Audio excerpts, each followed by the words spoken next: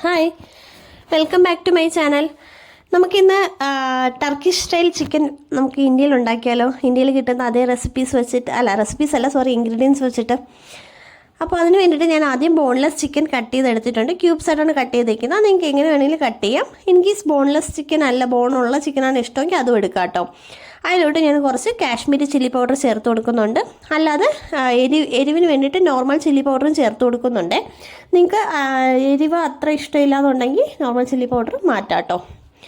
അതിലോട്ട് ഞാൻ കുറച്ച് ഗരം മസാല, കുറച്ച് പെപ്പർ പൗഡർ, കുരുമുളക് പൊടി, കുറച്ച് ക്രഷ് ചെയ്ത് ജീരകവും കൂടി ചേർത്ത് കൊടുക്കുന്നുണ്ട്.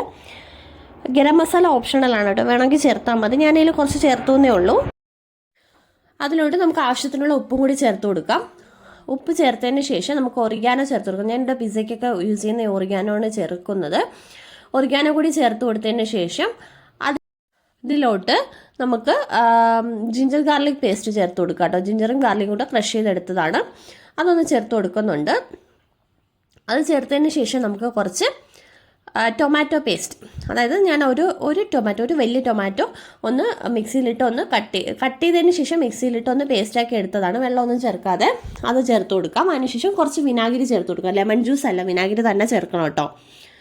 വിനാഗിരി ചേർത്തതിന് ശേഷം കുറച്ച് തൈര്, അധികം പുളിയില്ലാത്ത കട്ട തൈര്, അതും കൂടി ഞാനൊന്ന് ചേർത്ത് കൊടുക്കുന്നുണ്ട്. അതും കൂടി ചേർത്ത് നമുക്ക് നന്നായിട്ടൊന്ന് മിക്സ് ചെയ്ത് കൊടുക്കാവേ.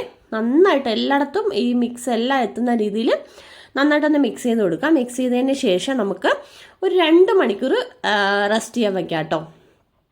ഫ്രീസറിലല്ല, ഫ്രിഡ്ജിൻ്റെ താഴത്തെ തട്ടിൽ 2 മണിക്കൂർ ഒന്ന് റെസ്റ്റ് ചെയ്യാൻ വയ്ക്കുക. പുറത്ത് വെച്ചാലും കുഴപ്പമില്ല, ഞാനിവിടെ ഫ്രിഡ്ജിലാണ് വെക്കുന്നത്.